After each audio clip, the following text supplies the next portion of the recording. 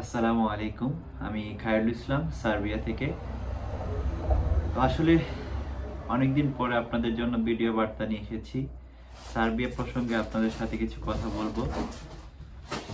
তো সম্পূর্ণ ভিডিওটি দেখবেন, কেউ স্কিপ করবেন না।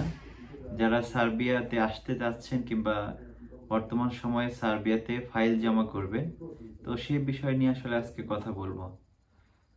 তো চলুন শুরু করা যাক। তো 2025 কিন্তু প্রায় শেষের দিকে। তো অনেকেই নতুন করে ভিসা দেখে অনেকেই চাচ্ছেন যে সার্বিয়াতে আমি যাব, সার্বিয়াতে আমি ফাইল জমা করব। তাদের জন্য আমার শুধু ভিডিও বার্তাগুলো তৈরি করা হয় শুধু মানুষের উপকারের জন্য। আমি মূলত কোনো বিদেশের লোক আনি না কিংবা কোনো এজেন্সির মালিক না আমি। তো আমি ভিডিও তৈরি করি শুধুমাত্র মানুষের জন্য, যাতে মানুষ সঠিক ইনফরমেশন পায়। তো আমি মূল আলোচনায় চলে যাচ্ছি যে সার্বিয়াতে নতুন করে ফাইল জমা দিলে আপনারা কি সমস্যার মধ্যে পড়তে পারেন। নাম্বার 1 হচ্ছে, এখন সেপ্টেম্বর চলতেছে, নভেম্বর ডিসেম্বরে সার্বিয়াতে হচ্ছে যে আপনার পুরোপুরি শীত পড়ে যাবে, উইন্টার চলে আসতেছে। আর উইন্টার থাকাকালীন সার্বিয়াতে কিন্তু কাজের যে চাহিদাটা সেটা একটু আগের তুলনা থেকে একটু কম হবে। তো সেই কম হওয়ার পেছন থেকে আসলে কোম্পানি মালিকরা, কোম্পানি ওনাররা হচ্ছে ইনভাইটেশন লেটার কিংবা তাদের কর্মীর যে চাহিদা সেটা একটু কমে যাবে।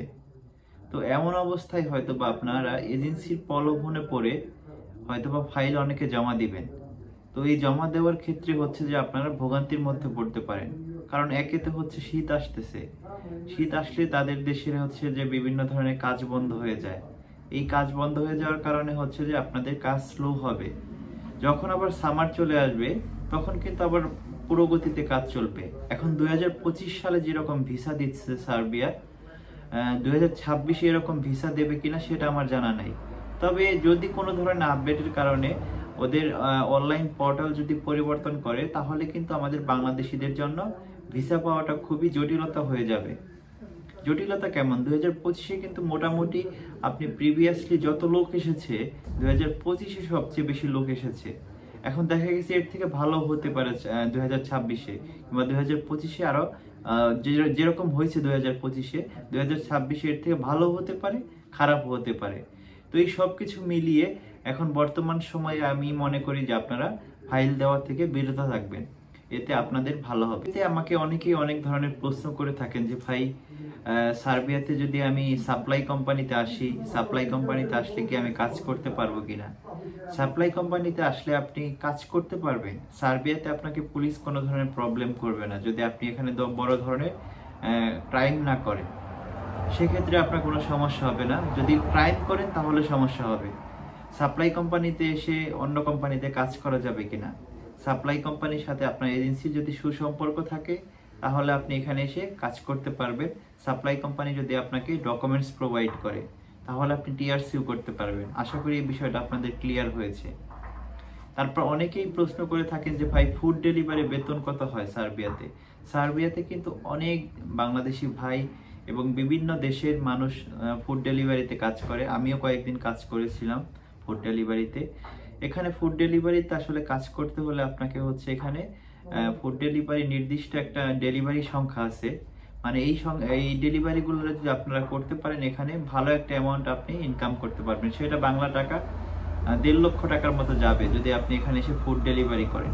অন্যথায় আপনি যদি এখানে কনস্ট্রাকশন সেক্টরে কাজ করেন, কনস্ট্রাকশন সেক্টরে কাজ করলে এখানে আপনি মান্থলি, যদি আপনি যে একজন হেল্পার হিসাবে কাজ করেন কনস্ট্রাকশন সেক্টরে, তাহলে আপনি 600 ইউরো থেকে 650 ইউরো বেতন পাবেন।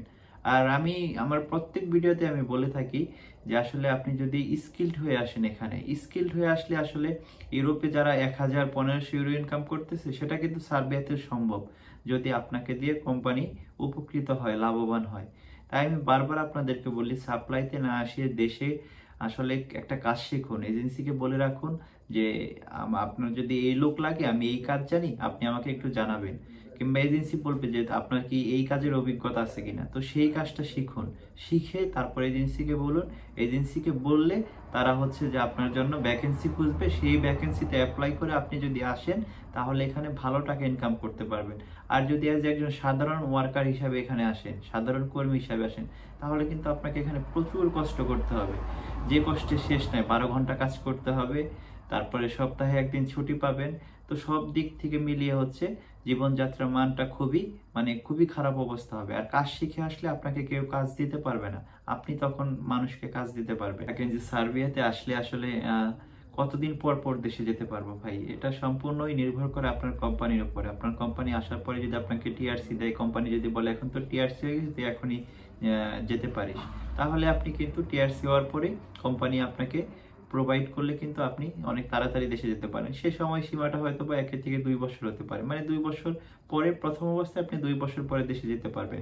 তারপরে আপনি ইচ্ছা করলে যখন আপনার কোম্পানির সাথে ভালো একটা সুসম্পর্ক হবে, তখন আপনি যখন তাকে বলবেন, ওনার যদি ভালো মানুষ হয় তাহলে আপনাকে দেশে যেতে দেবে। তো আসলে আজকের ভিডিওটি আসলে আমি এখানে শেষ করতে চাচ্ছি। এই বিষয়টাই জানানোর ছিল যে আসলে সার্বিয়াতে আসলে শীতের সময় আপনারা যাতে আসলে ফাইল জমা করা থেকে বিরত থাকি। যদি স্কিল ভ্যাকেন্সি হয়, মানে এই কাজের জন্য লাগবে লোক, মাস্ট বি লাগবে এই কাজের জন্য, তাহলে আপনারা ফাইল জমা করেন। আশা করি বুঝতে পেরেছেন। তো আজকের মতো আমার ভিডিওটি এ পর্যন্ত সমাপ্তি ঘোষণা করতেছি। সবাই ভালো থাকবেন, সুস্থ থাকবেন। আসসালামু আলাইকুম ওয়া রাহমাতুল্লাহি ওয়া বারাকাতুহু।